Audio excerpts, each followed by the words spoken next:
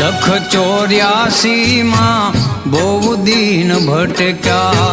ઘડી ઘડી પશુ અવતારો ગુરુ